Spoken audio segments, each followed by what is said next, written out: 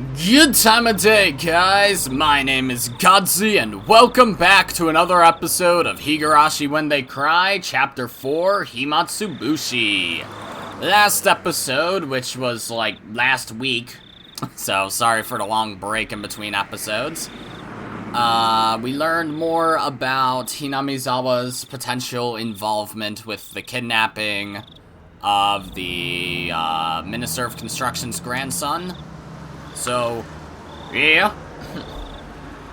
Not really much else to say about last episode, so let's just jump into the spoiler time because...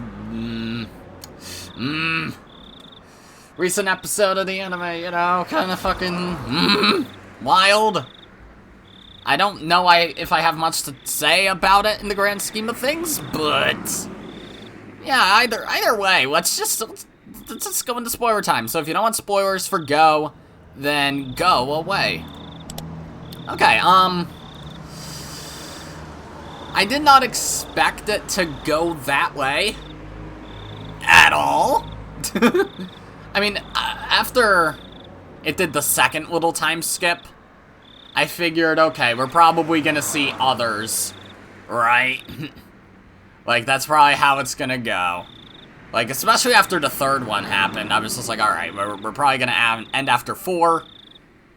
And we're gonna have one more loop, as Rika says, before she probably tries to kill herself. But either way, since it's been so long since last episode, and last episode was my first time discussing the first episode of Nekodamashi, I got comments, to go over from last episode before we jump into Episode 2 of Nekodamashi, so let's just finish up stuff for 1. It shouldn't take too long. So, the first thing is a comment from Fawful999. Satogo's trap didn't even need to use a bat. Keiichi could have just felt something hit him and thought it was a bat.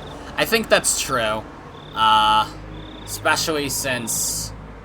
he had that flashback earlier in the arc. Well, not a flashback, but more... well, I guess either a dream or a flashback. It could be either. To Tatari Garoshi, where he actually does kill Teppei with the bat. So, yeah. Getting hit with the bat or something similar could have triggered something in him and caused all that repented memory to come back up and make him hallucinate that it was the bat and that it was Teppei. Even though I personally think it was the bat. Like, he actually did get hit by the bat, but it was Ooishi who did it. And he just happened to not kill Keiichi. He just hit Keiichi, and then maybe he thought, oh, I already killed him. Let's go after Satoko. But it could have also been Satoko who hit him. And then... like, she left the bat behind, and Ooishi was like, ooh, I can use this to beat the fuck out of Rika. The thing is, though, why does Ooishi use the bat when he has the gun? But, I don't know, maybe that's just something that we'll talk about when we talk about the second episode of Nekodamashi in a couple minutes, because there could be something there. There could be a possible explanation, maybe. Or at least something that we could, presume. Second thing, another comment from Fawful999. The only thing of note during the hide-and-seek game is that Mion had the key to the outhouse where Rika's body was found in Watadamashi-hen. When I first saw that comment, I thought, well, that's probably not too relevant, but then I thought about it more, and I was like, yeah, honestly, I think that's a pretty important detail. Not the fact, necessarily, that Mion had the key. Because this could be one of two things. If it's one thing, it means nothing. If it's the other thing, though, then I think it more or less soft confirms exactly what happened to Rika and Watadamashi. So, and I think it's way more likely that it is the second thing, regardless of the first thing. So the first thing and the second thing are the answers to, can anyone get the key, or can only Mion get the key? If it is the first thing, anyone can get the key, then it does not matter. Especially if there's multiple keys. Rika could have just like, in Watadamashi, anyone could have killed Rika and put her in the outhouse, is what that means. But if Mion's the only one with the key, then that would mean Mion's the only person who could have killed Rika in Watadamashi. But that's also just not true, because we need to think about this. If Mion has the key to the outhouse, why would she use that to be like, I wonder if Rika's hiding in the locked outhouse? To which there's only, let's just assume there's only one key, because I don't know why there would be multiple. I mean, there could be, but I'm not sure. Especially, she had a key ring, even, right? So she probably got those from the faculty office or something, so I'd imagine there's probably only one key, but that's besides the point. She's just thinking, Rika could be hiding in the locked outhouse. Now, the only way that that would make sense is if Rika could somehow get into the outhouse despite it being locked. Which would mean, if Rika could, then so could Satoko. So, I think just that little tidbit of information, just that little subtle little thing, that Mion thinks it's possible Rika could have been hiding in the outhouse despite it being locked, implies Rika can get into the outhouse, so could Satoko, and then introducing that, it would just be lame to make it so that anyone but Satoko killed Rika and put her in the outhouse.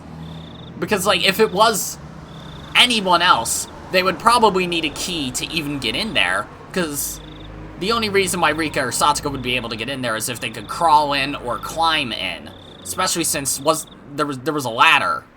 So Satoko could have used that to climb over the wall with Rika's body, or maybe she slid Rika's body under the door and didn't want to get dirty, so she used the ladder to do that. But then how does she get out? Yeah, she probably just climbed under it anyways.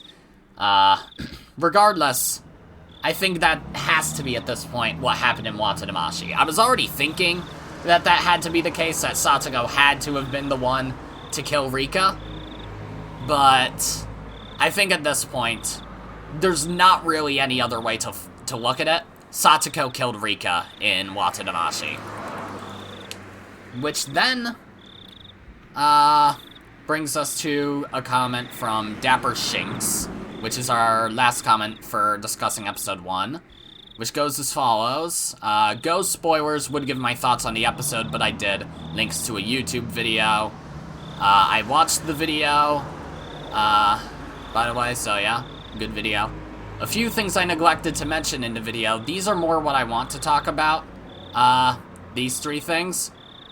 The first thing, Takano probably stole the fragment of the sword in other timelines. I think that's possible. But then that would bring up why.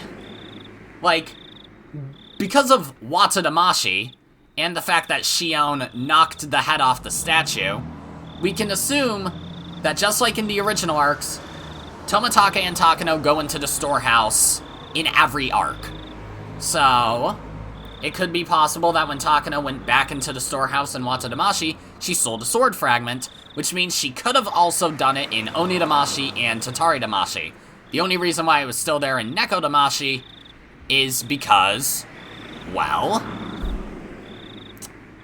Takano hadn't gotten to it yet. So, she probably stole it on the night of the festival every single time.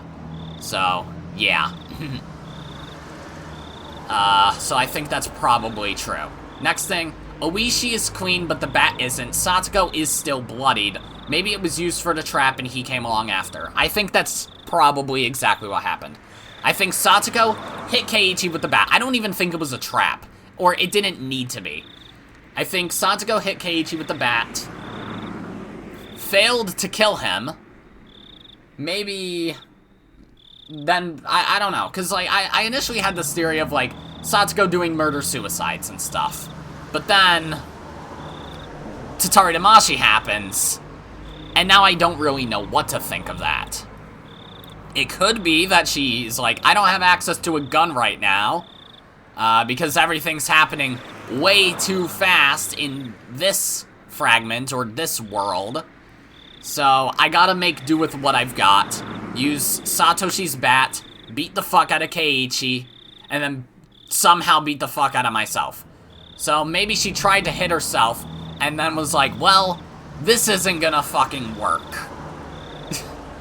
Like, maybe she's just like, yeah, I'm too pussy shit to kill myself with a baseball bat. I think most people would. I think it'd be pretty hard for most people to commit suicide via a baseball bat. But, and she also miscalculated that she didn't even kill Keiichi. So that could have been an example of one of her attempted murder-suicides. And she leaves the bat behind. Ooishi goes to the house and ends up finding the bat, because maybe he was initially going after Satoko, or maybe he thought Rika would be at their house, be at Satoko's house. Regardless, somehow, Ooishi got his hands on that bat. Method unknown. Either he went to Satoko's house and got the bat after Satoko left, or Satoko brought the bat outside and maybe did something to Ooishi. I just thought of something which could explain all that shit in the second episode of Nekodamashi also. Because I was thinking of something else, but I'll still explain that later. Third thing. The fact that Rika can now remember her deaths indicates that the culprit, if there is one, likely doesn't get directly involved like in the OG. I think I have a workaround for that too. Because I was initially thinking, at the end of Tatari Damashi and to the beginning of Nekodamashi, where we see... Well, no. Was that scene at the end of Tatari Damashi? No, right, it wasn't, because we obviously didn't see Ooishi kill Rika until Nekodamashi, right. So, first episode of Nekodamashi, the conversation between Rika and Hanyu, where Rika realizes, oh shit, I now know who killed me. This is not normal. I usually don't know this. I was thinking at first that it was possible that what actually happens at the end of Ooishi beating the shit out of Rika is she barely survives and is unconscious for long enough to the point where enough time has passed to the point where she would remember her killer. But, A, that's kind of stupid because,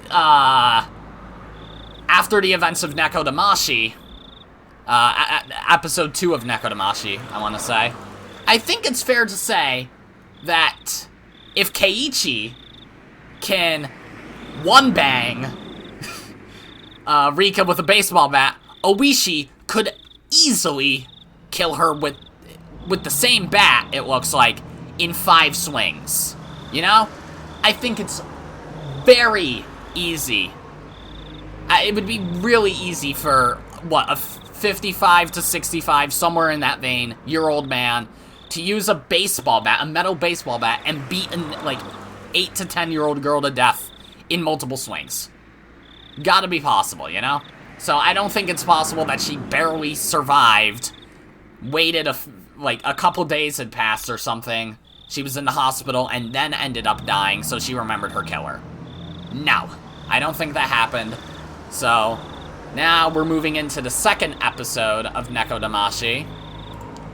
And my theory for what happened in not only in this episode of Nekodamashi, but why Ooishi went on a fucking rampage. I think there's 2 reasons why this episode exists. 1, to create hopelessness for Rika. Duh. Because in the first episode of Nekodamashi, she's like, I'll give it 5 more tries. She has a little bit of hope. Then this shit happens, 4 more tries go by, and she's starting to, and she's losing hope at this point. Like, she gives up in a couple of those arcs. In a couple of those worlds, I should say. Those loops, whatever. Honestly, with Akane, she begs for her to kill her. With Kimiyoshi, she begs for him to kill her. With Keiichi, she more or less tricks him into killing her, but he probably would have done it anyways. So, yeah. But the second thing is, I think it exists to kind of make it seem like something's different about these 4 worlds in Tatari Damashi compared to Oni Damashi and Wata Damashi. I think that's obvious as fuck. I don't really need to explain what that difference is, because it's pretty obvious. Ooishi, Akasaka, which, by the way, hello, Akasaka, didn't expect you. Akane, Kimiyoshi, and Keiichi all kind of reacted in the same way. Now, I think that this would have potentially been able to be crossed off as a coincidence if Keiichi wasn't a part of this group. If instead that fourth, or I guess fifth, culprit of the world, we'll call them, the person affected by the syndrome killing people, if the fifth person had been someone like Irie, Tomatake, Takano, Chie, someone like that, someone who's Oryou, someone who's never really been affected by Hinamizawa syndrome before, then we would be able to make a particular claim that adults are affected by it differently than children are. It affects adults harder because they have maybe worse immune systems or something like that. I don't fucking know. But Keiichi's part of that group, so that doesn't fucking work. So we can't make the claim that just coincidentally those 5 were all affected by Hinamizawa syndrome in the same way. We could if it was just the 4, but Keiichi being added in there, someone who's had Hinamizawa syndrome in what? Canonically 3 arcs now? Onikakushi, Tatari-Goroshi, and Onidamashi. We know how he is with Hinamizawa syndrome, and the way that he was in Nekodamashi is not how he is. Not at all. Because, like, in Onikakushi, he was paranoid as fuck. Thought that everything was a conspiracy against him. Like, yeah, the village was the problem in his eyes, but it wasn't a problem in that I need to eliminate the village. It's a problem in that the village wants to eliminate him. Tatari-Goroshi, he's affected by Hinamizawa syndrome, but only with malice against Teppei. Or I guess you could argue, like, also against Takano, Irie, and Ooishi, and then everyone after that. But that was all just happenstance. And then Onidamashi, it's suppressed until Rena attacks him. So then, like, yeah, the obvious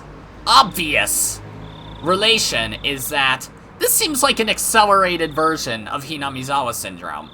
Like, all 5 of them were constantly complaining about how itchy their neck is, and they were scratching at it more than anyone else had before. They were doing something similar to what I remember Rena doing in the anime for Sumi Horoboshi, with the maggots and stuff like that under her skin, like thinking that there's bugs under your skin, but they were talking about parasites, those 5. They were all talking about parasites, those 5 were. So then, that brings up something a bit, worse. They were all basically doing the same thing. All of them had the same motivation. I need to kill every single person, and Rika has something to do with all of this. There's parasites in my throat. The village is to blame. The 3 big families are to blame. Everyone has to die. I need to get rid of these parasites. My neck is itchy, you know? They were all doing that. All 5 of them. All 5 of them went on a fucking bloody rampage. Well, we don't 100% know that Kimiyoshi did, but I think it's very heavily implied that he did.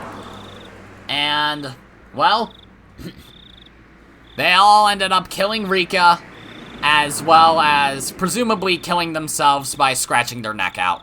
Akasaka in the explosion, but regardless. Compare that to Onidamashi and Watadamashi with Rena and Mion. Very different. That was just textbook Hinamizawa syndrome. Affecting Rena in more or less the same way that it affected her in Sumi Horoboshi. And Mion, well, newcomer, you know? It affected her very differently than it affected anyone else. But it still affected her. So then, that brings up the fucking question. Why are these 5 acting the same way? Well, outside intervention. Gotta fucking be. But from who? Well, the only connection we have is in Tatari Damashi. Tatari Damashi is the only arc where we really have only one of those worlds where we have any context at all. Because in the first Nekodamashi world, we got a bit of context, but then it time skips to Akasaka killing Rika and blowing up that house. Then it time skips to Akane slaughtering her family and killing Rika. Then it time skips to Kimiyoshi drowning Rika. Time skips to Keiichi killing people at Angel Mort for some reason.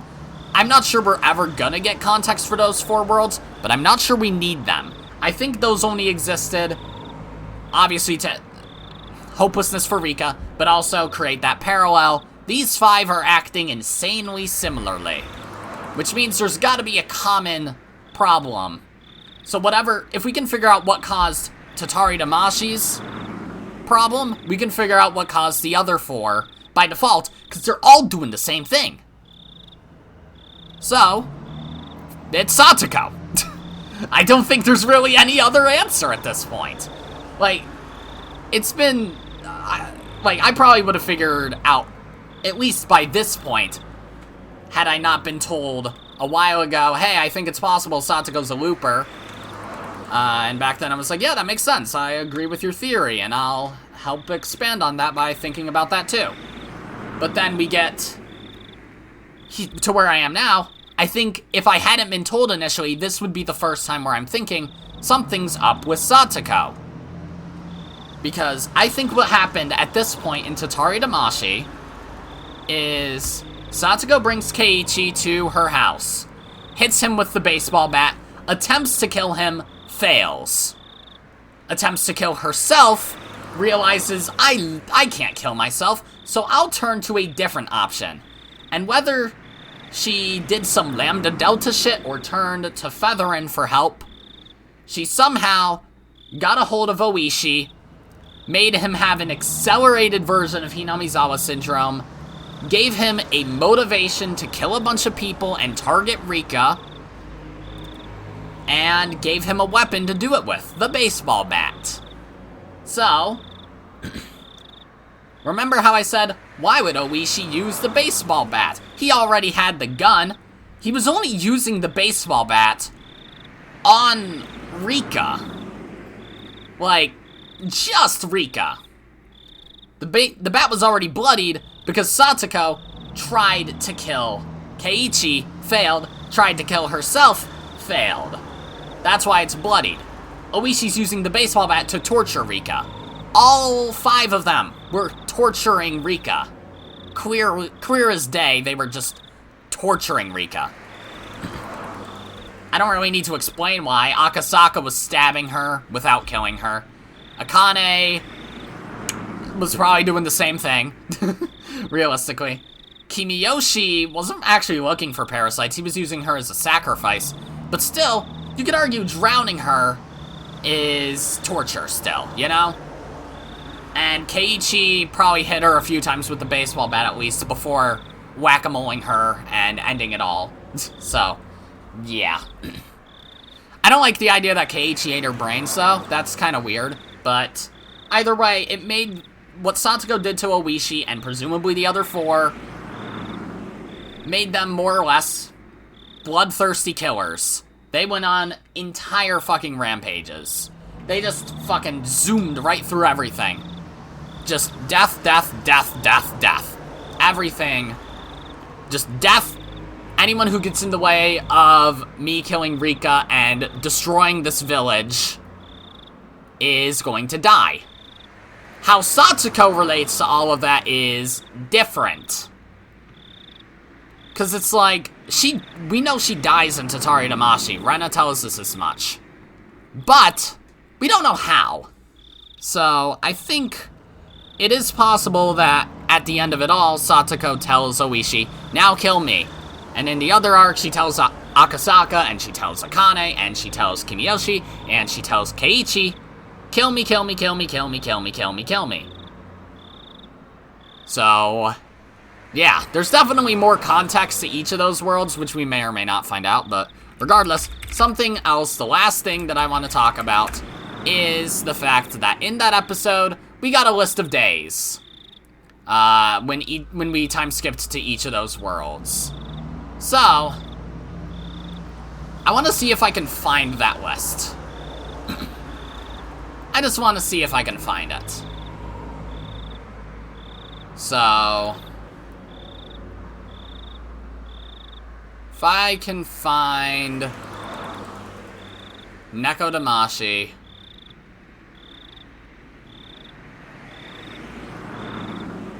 I can't. Dude, can I find... okay, arcs, extra arcs, whatever. Okay, let's just... I know the days were always pretty early on. They were always, like, somewhere between the 12th and the 15th. Usually. Yeah, and the day of the festival is always the 19th, according to the wiki. Right? Can I find anything on the, what's it called? The festival itself? Well, I could check every arc, because Tomitake always dies on the night of the festival, so... in Onigafuchi, he dies on the 19th. I'm looking at the wiki, like I said. Watanagashi, he dies on the 19th. Tatari Garoshi, he dies... where is he? On the 19th. So we can assume the 19th is... the day of the festival, always, right? So then why was all this shit happening, like, a week beforehand? Was Satoko just getting bored? Was Satoko just being like, I want to torture Rika ASAP? I want to cause havoc immediately. So she does it? Or was I reading the days wrong and it was always like the 23rd-ish? I'm gonna find the actual episode in that case and see if I can find just one of the days in the, find one of the days in it, so. Where's that episode? There it is. Episode 15. Play. Don't open ads, fucker. Don't play sounds either. I'm trying to just skip through the episode. Try to find as much shit as I can. Alright, so, yeah, there's the one with Akane. So... okay, there's the timestamp. 15th. So, the 15th for Akane. Skip through the part with Akane. Show me Kimiyoshi now.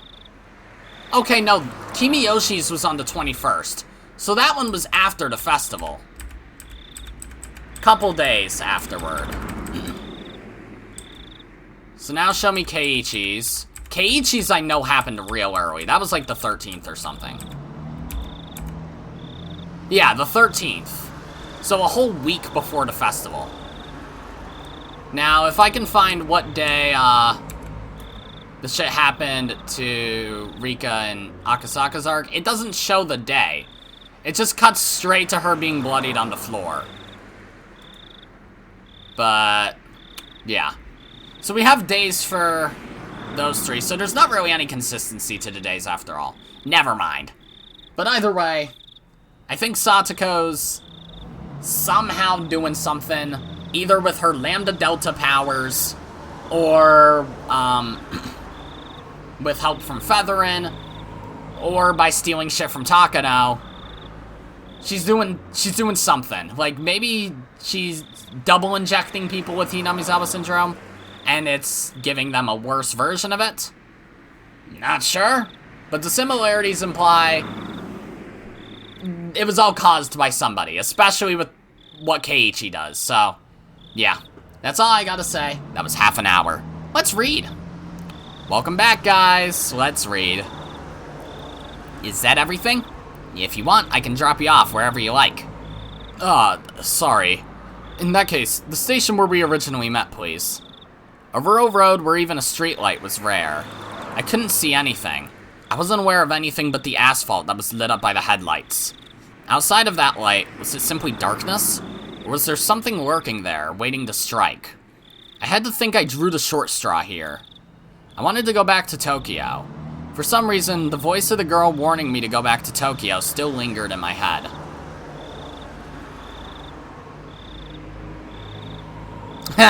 Look at me, guys! I do this every time. Christ. Whatever. Shit happens. Shit happens often. New tips unlocked, yay! Watch it give me an achievement, too. It fucking did. Achievement unlocked, Mahjong Prodigy. Alright. Let's look at these tips. The investigation runs aground. Here we go. Yeah. Yesterday, when we met at the restaurant in Ginza, that topic popped up. Kano. That's overstepping their boundaries, isn't it? They're meddling too much with public safety. If they keep doing that, they're going to set a bad precedent. It seems that Minister Inukai is openly uncomfortable about the way public safety is doing things. The Vice Minister is probably going to say something to that effect during Monday's debate session. But what can you do? We can only have the Director address the Vice Minister. That's why we pay him the big bucks. Well, if it comes to that, they're going to ask him for proof that the Minister's being threatened. Sometimes I don't know what side he's on. If he's not on ours, then what? Well, he's probably getting some pressure from the Minister. We'll probably just have to proceed with the investigation while he sweats it out in the Vice Minister's office and buys us some time. He might get so wrung out to dry that all that'll be left are dregs, though. So, how's the investigation going? All the juicy leads I was pinning my hopes on turned out to be duds. Honestly, I'm at a loss. There are reports that the Hinamizawa Dam project has been showing up a lot lately in the Minister's press releases. So what about that?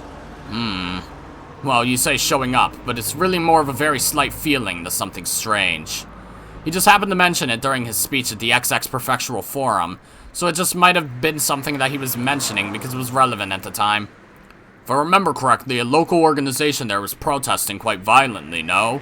The Onigafuchi Defense Alliance? I think Akasaka-kun was investigating that. And I think those guys could possibly be behind what's happening now. Even if... wait. Oh, yeah. Even if we can't say there's anything overtly suspicious about them, it might not be prudent to remove them from the picture. Akasaka-kun reported in passing that he couldn't deny that possibility. Then isn't there merit in investigating them? We're going through everything with a fine-toothed comb. So if they're one of the suspicious groups that are left, we'll eventually have to. Well, they're not the only group we should investigate, right? If we're just talking about groups that are as suspicious as Onigafuchi, there's quite a few of them. We don't have the men, the time, or the money for it all. I'll try asking for more details from Akasaka-kun. Feel like we should pay some extra attention to this Defense Alliance. He's reported that he's established a rapport with the villagers. It also seems that he's collaborating with the local police. Keep your contact with Akasaka-kun on the down low. Also, if there's anything in his info that merits investigation, it's possible we can send reinforcements. Got it. Sorry, Chief Kataoka. There's a phone call from the Director. Should I transfer it over here? No, it's okay. I'll head over there. Yes, hello? Okay. Blood. What's in the box? I sure do wonder. Do you believe that there are choices in life? There are many people who lament the following.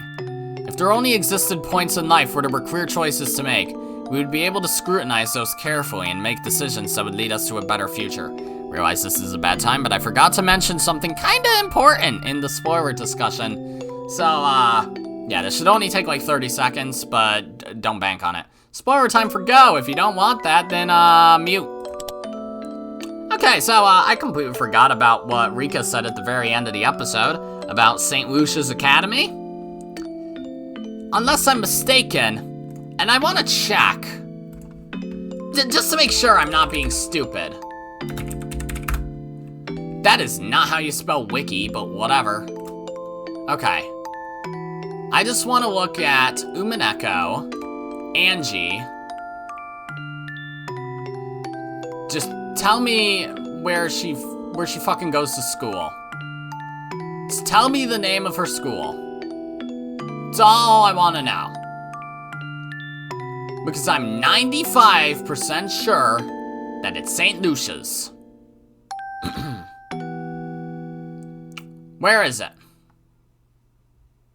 Yeah, whatever. Background. Yes, St. Lucia's.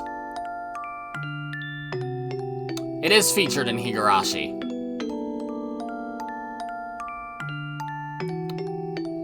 Okay, so no, it's something that was already mentioned in Higurashi, so never mind. I didn't know if that was where we were getting our first tie-in between Higurashi Go and Umineko, but apparently that's something that also existed in the original Higurashi anyways. So, sick, awesome, and great. Sorry for wasting your time. Welcome back, guys! Every time I hear people lament as such, I cast it off as a rather trivial worry. Even if you were given a clear choice, it wouldn't be meaningful at all, and there wouldn't be any such path to a better future. Is this hard to understand? Then let's pretend that in front of you there are two strange boxes. In other words, you have two clear choices. Do you open the red box or the blue box? A lot of things would be uncertain even with that choice, wouldn't they? If you don't have the option of opening neither, then your choice boils down to the natural impulse of opening the box that holds the better result for you. Then, after examining the shape and features of each, and pondering a great many things, you have to pick either the red or the blue. If this was you, which box would you open? Red or blue? If you were to go by their traditional meanings, then red would be a dangerous, threatening color. However, that doesn't automatically mean that it would be calm and relaxing inside the blue box either. In fact, it might even be that the colors are a trap, make you wary of the red box and have you open the blue. A trap? Could it be the contents of the box aren't a reward, but rather a penalty? See, now you're at a loss. You're so conflicted over the choice between red and blue that you've started wishing there was an option to open neither and just leave. But there isn't. You have to open either the red box or the blue box. Now, I forgot to say this, but if you choose one box, the other will disappear. So you'll never know the contents of the box you don't open. I'll just put that rule at the end there for you. Now, why don't you choose? The red box or the blue box? It's alright, you won't lose anything by picking either one. Come on now. Oh shit, you're actually giving me a choice, huh? You're reverse psychologying me right now, it's red. Red is very good. Have you thought about it? In the end, you chose this color, didn't you? As soon as you chose, the other box disappeared. So you can give up on the contents of that one, okay? That's the rule. I can reread the tip. Fuck you. Now open up the box you chose. Inside the box, there was a piece of caramel. Gross. I'm kidding. I know you're a little disappointed. Well, that's only natural. No matter how you look at it, it looks like you drew the dud. The correct box might have had a bar of chocolate in it for all you know. No, in fact, something incredible like a pair of tickets to Hawaii might have been in there. But even if you wanted to verify that, the other box has already disappeared. There's no way you can check now. But if you think about it from an optimistic point of view, just maybe, the other box was empty and this box was the winner. And being satisfied, or perhaps not, with such a cheap prize, you pop it into your mouth and start chewing it happily. So, what do you think in the end? If you were given a second chance, would you try to open the other box?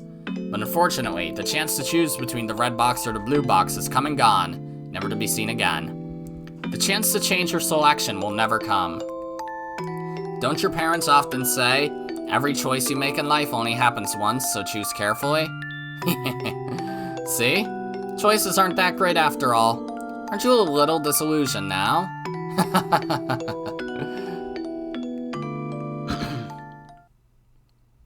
Game, I think you forgot I can go to the main menu and read the tip. The glint in the demon's eye. I'm not gonna do that, but still. Yes. So the wake will be from 6 p.m. tomorrow, and the service will be the day after from noon until 1. The venue will be Okinomiya Ceremony Hall. I see. It's Deputy Mayor Ikezawa's grandson's funeral we're talking about. We have to pay our respects. Mion, I'll have you go in my stead. Okay, got it. Should I wear mourning clothes? And how much should I bring for the funeral offering? You can go in your school uniform. Make sure you button it up properly. For the money, 100,000 yen. They've done a lot for us. Mion quietly whistled in awe at the exorbitant amount of money her grandmother was offering. Nigezawa-san's been a prudent person ever since his days as head of the Okinomiya Municipal Office. Even if those government types paid me a visit, they'd always stay outside. But whenever I offered Ikezawa-san a cup of tea, he'd come inside and carefully listen to what I had to say. He always lent a proper ear to what people had to say. Others should learn from a person like him. The two guests made a show of nodding, making it clear they were paying attention as Oryou reminisced. The sight of them trying not to get on Oryou's bad side was humorous enough to elicit laughter from Mion occasionally. How young was Deputy Mayor Ikezawa's grandson when he died? 11 years old, apparently. Oryou closed her eyes and shook her head lightly, lamenting the loss of such a young life. If I recall correctly, he said he only had one grandchild. How sad. There's nothing worse for a parent than outliving their offspring.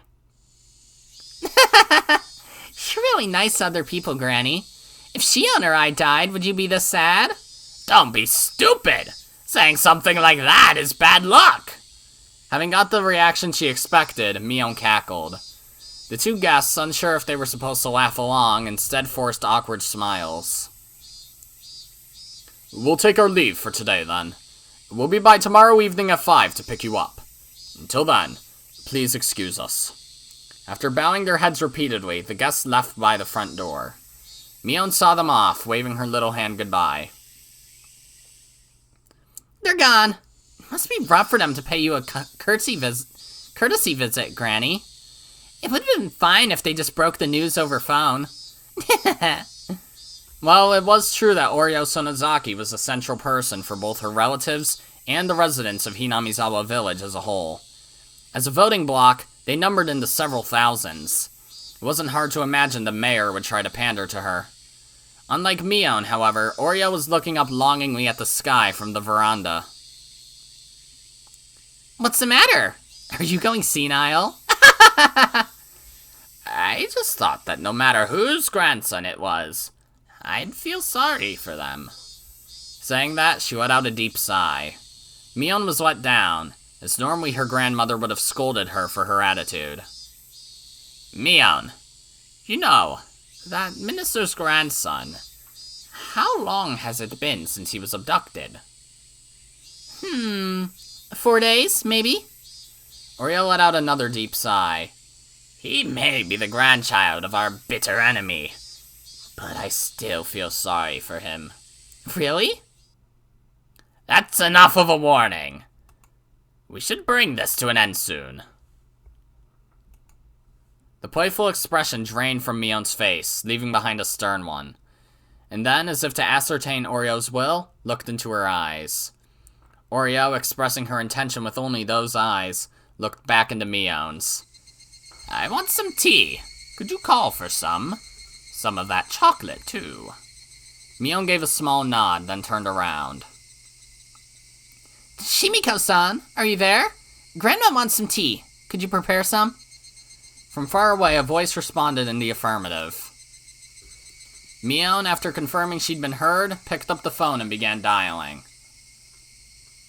Hello? This is Mion. Yeah? Is my father there? Yakuza boss, right?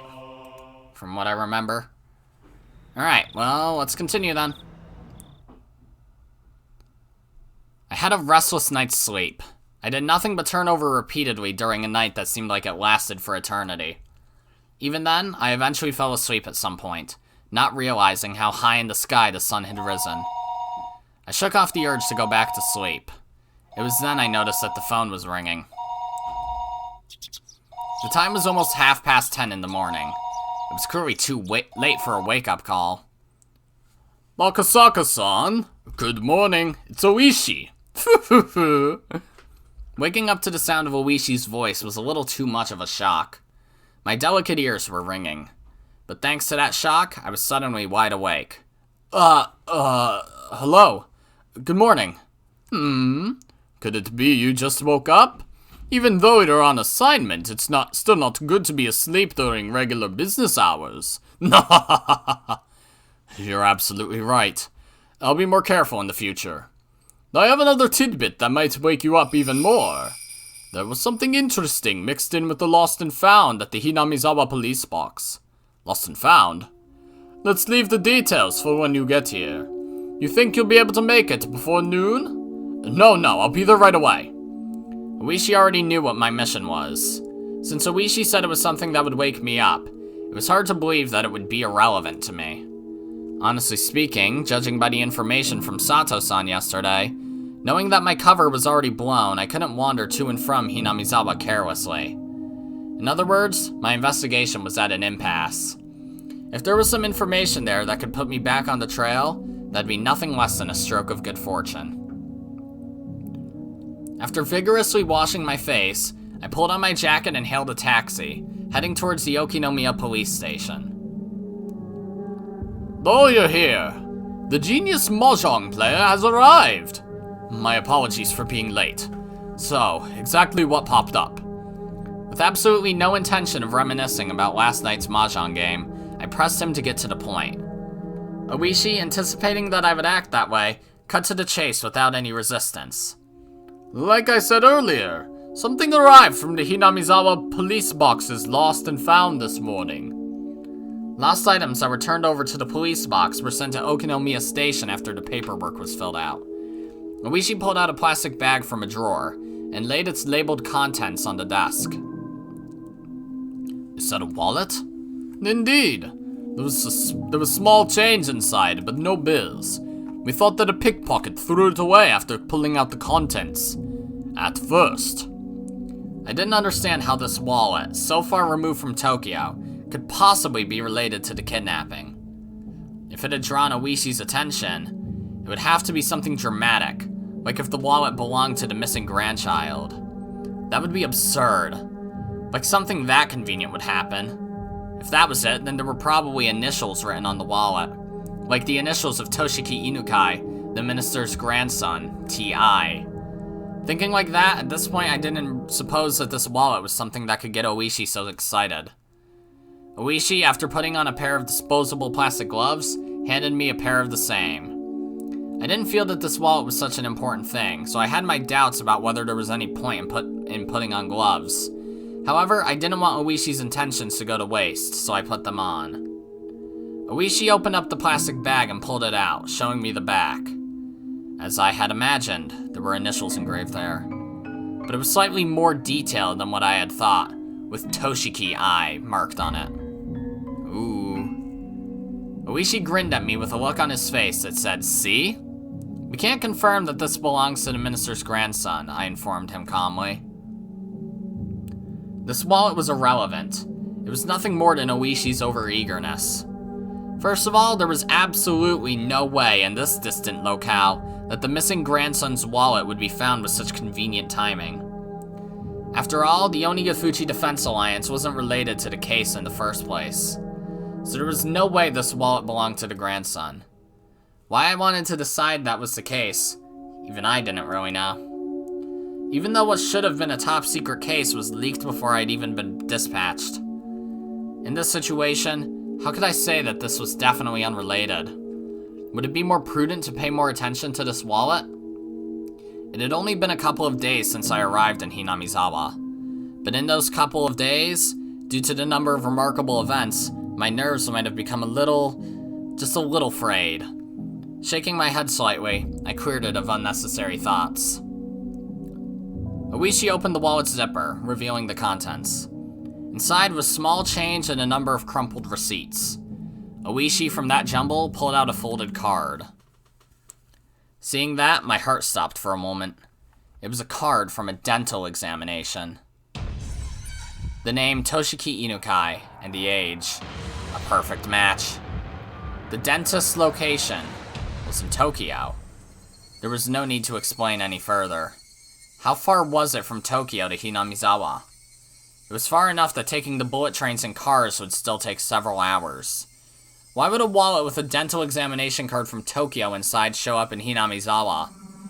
Could it belong to a tourist who came from Tokyo? Or maybe a villager on vacation to Tokyo that just happened to pay a visit to the dentist? No, it had to have fallen into somebody's bag by accident. In my mind, I desperately struggled to find a possible excuse as to why this wallet didn't belong to Toshiki Inukai. It was as if it just wouldn't do for this wallet to belong to him. However, weeding out any possibility for error one by one, the haze surrounding the wallet in front of me faded, gradually letting it come into clear focus. See? I felt a shiver of electricity run up my spine. My pulse quickened and a thin film of sweat began to coat my entire body. From Ooishi's point of view, I was probably slack-jawed and spaced out with a slovenly look on my face. Did you get information from the dental office? That's your job, Akasaka-san. I didn't go that far. When did this wallet show up? The person who picked it up was a villager. They did so yesterday, it seems. Not that. I mean, when was this wallet dropped? It rained here last week, exactly 7 days ago. Doesn't look like the contents are water damaged. So, So the longest it could be would probably be 6 days. Does anybody else at the station have knowledge of the existence of this wallet? The officer who first encountered it at the Hinamizawa police box. And also the 2 or 3 people in charge of the lost and found. Other than that, it's just me and you. If it's involved in a classified case, it would be bad to talk about, wouldn't it? I don't intend to wag my tongue. May I borrow a phone? Go ahead. Dial 0 to get an outside line. I dialed the phone number inscribed on the examination card. I could hear my pulse pounding inside my head. Could there possibly be something so absurd? I'm glad I remembered the whole line after I accidentally clicked. The addresses on the receipts and cards inside the wallet were all from around the area where the grandson lived. The name on the examination card was also unmatched. The time we deduced that the wallet had been left behind also matched up with the timeline of the kidnapping. Of course, it was possible I could just laugh it off as all a big pile of coincidences. There wasn't any strong evidence. Rather than all this circumstantial proof, the contents of the phone call I was about to make would have a much greater meaning. Hello, sorry to keep you waiting. This is Nakagawa Dental Office. Hello, this is the Okinomiya Police Department. I have a misplaced wallet here and am trying to get in contact with the owner. Would you be able to help me? Inside the wallet there was an examination card from your office. Yes. The name is Toshiki Inukai. If I give you the number on the card, would you be able to look up the phone number? Yes, thank you. If you could? Still holding the receiver, I pulled out a notebook from my breast pocket with my free hand. I opened it up to the page with the grandson's address and phone number recorded on it. Yes, hello? Yes, go ahead. I compared the phone number written in my handbook to the one that was being read out on the other end of the line. During that process, I spun around to look behind me uneasily. I locked eyes with Ooishi. Ooishi looked puzzled, wondering what the matter was. Why would I feel uneasy and look behind me? That was because the person on the end of the line was reading out the numbers as though doing so straight from my notebook. It seemed that HQ was in quite an uproar thanks to my report. No matter how many times the authenticity of the evidence I had linked to the grandson was called into question, I could only respond that it was the truth. When the lead investigator first picked up the phone, I was grilled about the evidence I'd found that it was almost too good to be true, if I do say so myself. But after having doubt after doubt dispelled, he fell into silence. The receiver was finally handed over to the section chief. When he picked it up, the background thrum on the other end of the line disappeared, and I knew that it had gone completely silent. After asking the same questions about the wallet that the lead investigator did, the chief quietly spoke his next words. Got it. We'll dispatch several people as reinforcements. They should be able to make it there by evening. Akasaka-kun, please continue with your investigation of the area. Get some information on the spot where the wallet was found. Kano-san will select some people and head directly there. The fact that he was sending Kano, the lead investigator, here meant that the chief had decided there was a possibility that the Onigafuchi Defense Alliance were somehow implicit in the kidnapping. However, it felt as though until the lead investigator, whom he trusted, had verified the evidence with his own eyes, he was still going to be skeptical about it. Now let's go! Seems that HQ is sending reinforcements. I was ordered to investigate the area. Where was the wallet dropped? Around Takatsudo, apparently. This is Okinomiya. All the way over here, this is Hinamizawa. Then even further upstream, way up around here, is Takatsudo. Ooishi explained where the wallet was found by pointing to locations on the map of the wall. This place called Takatsudo was even more remote than Hinamizawa was. There's hardly anybody living in the area around Takatsudo. It was deserted a long time ago. It's littered with abandoned houses, so it's really quite desolate around there. Ooishi-san, could I ask you to guide me to Takatsudo? Yeah, I don't mind. You can't really get in and out of Hinamizawa as you please by yourself, after all. Of course, I'll have to make you wear the cap and mask again. That Ooishi had agreed to accompany me was very reassuring. If Sato-san's info was to be believed, except it doesn't have B, my cover had been blown. I wasn't sure if the villagers had realized that the fresh meat dispatched from public safety was the tourist that had visited the village yesterday. In other words, me. But deciding that they hadn't noticed would have been overly optimistic. Given a courtesy thought, Takatsudo, where the wallet was found, couldn't be ruled out as a hiding spot for the kidnappers. Did not mean to click there. The Takatsudo area didn't have any residential buildings, nor was it alongside a highway. There wasn't a reason for even the locals to go out of their way to visit it. It was exactly what you would call a long-forgotten ghost town at the end of the road. You couldn't ask for a better place to hold a kidnapped grandson. Also, you couldn't get to Takatsudo without passing through Hinamizawa first. Those several conditions made the area all the more important. I couldn't brush it off any longer. There was no longer any doubt that the Onigafuchi Defense Alliance, or somebody hired by them, were involved in the kidnapping. If that was the case, then the fact that this wallet was found might have already been leaked to them. They even knew so much as how the Public Safety Division was operating. The case of the wallet couldn't be something they didn't know. In that case, there was a possibility that the enemy was lying in wait. To dive alone into enemy territory, surrounded by enemy territory, to say the least, required an amount of courage, nay, recklessness, that I just did not have. Without your company, Ooishi-san, I wouldn't be able to step into the village so easily.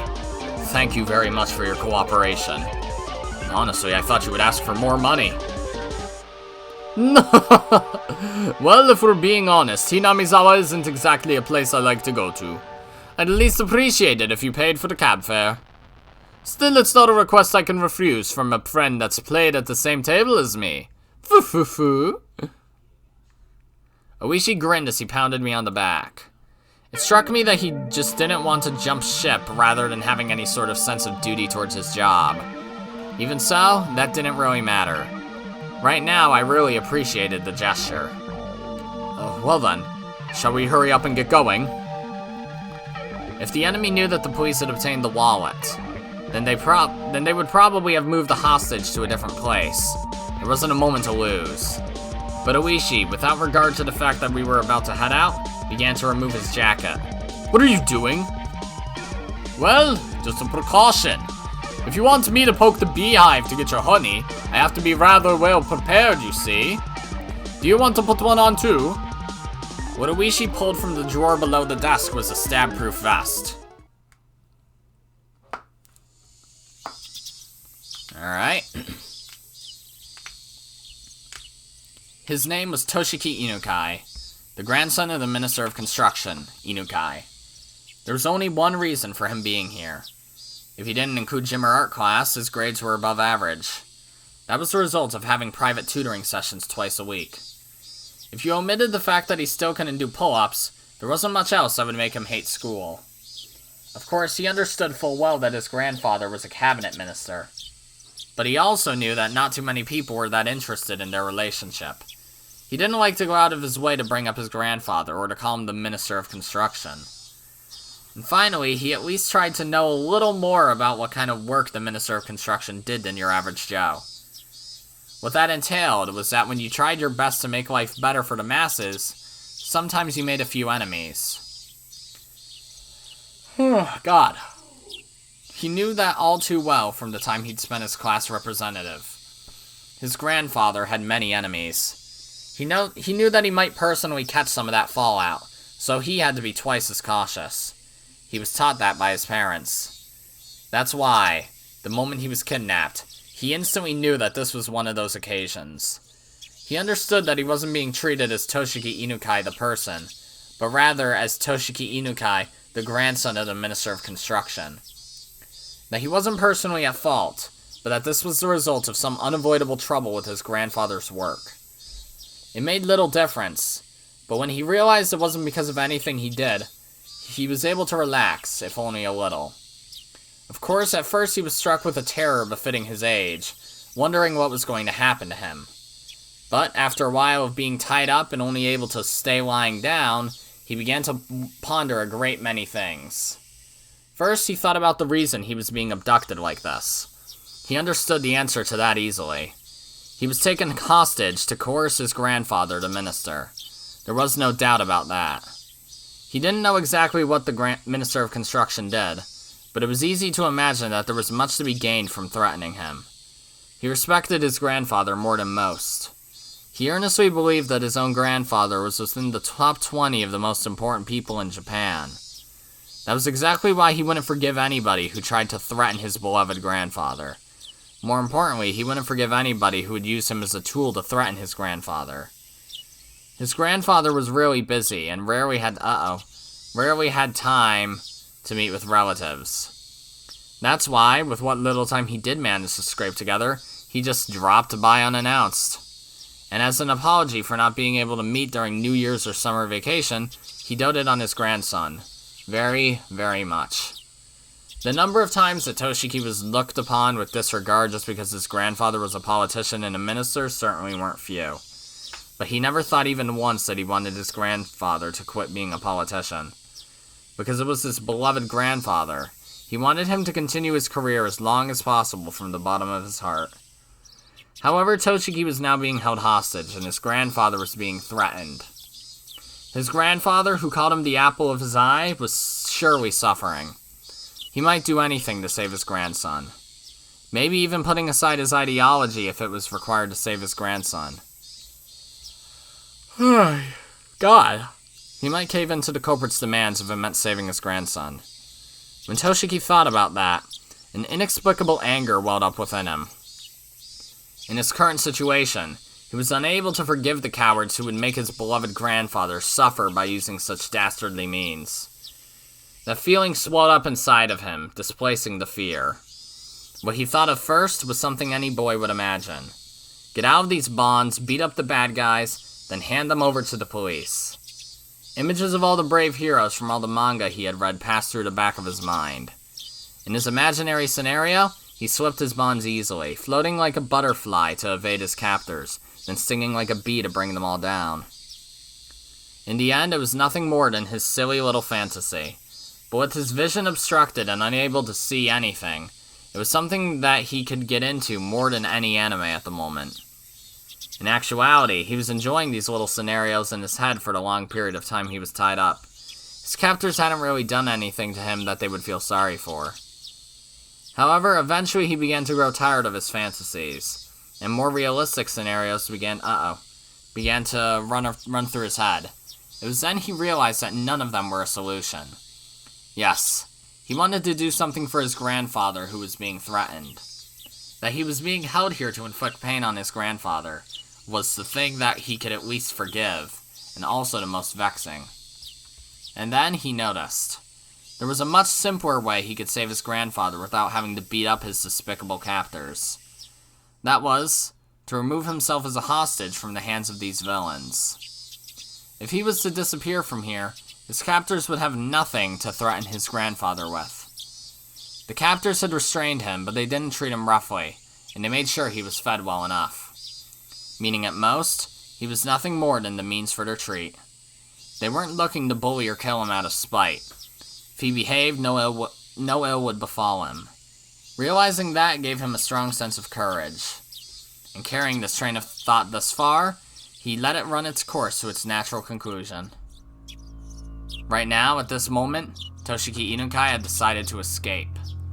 His ears had been stuffed with a sponge-like material, acting as makeshift earplugs. However, they didn't actually do much to block out any sound, and he could overhear everything his captors were saying.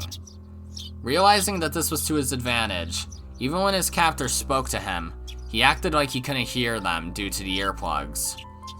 His captors, thinking that he couldn't hear their conversation, talked about all sorts of things without any reservations. Thanks to that, he was able to obtain various pieces of information. First off, this wasn't Tokyo. It seemed that this was quite a distance away, and on top of that, in the countryside, nestled deep in the mountains. It also seemed that his captors were inconvenienced living out here, so he could deduce that this place was far removed from any sort of town. Finally, whenever they went out to buy food or other supplies, they would always take a car. That fact caused him some dismay, because he knew that the method he learned at school of running around blindly while shouting for help wouldn't work here. He paused his little mental escape scenario there. His ultimate goal was to find somebody who would help him. If somebody who fit that description wasn't close by, his chances of escaping successfully grew slim.